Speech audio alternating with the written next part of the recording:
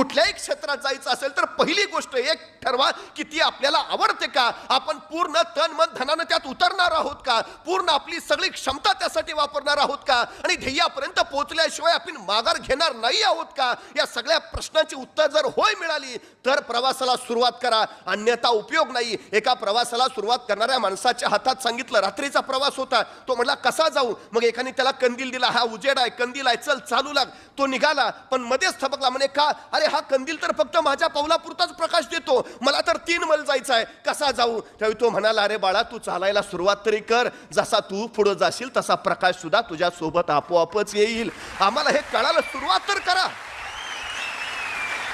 पण हे कधी होतं, ज्यावेळी आम्ही ठरवतो निश्चितपणे होय, हे सगळ्यात महत्वाचं आहे. आमची सगळ्यात मोठी गोष्ट आहे, एक ना धड भराभर चिंध्या हा आमच्या मुलांच्या अयशस्वीतेचा सगळ्यात मोठं कारण मीमांसा आहे. आम्ही ठरवत नाही, निश्चितपणे ठरवायला हवं काय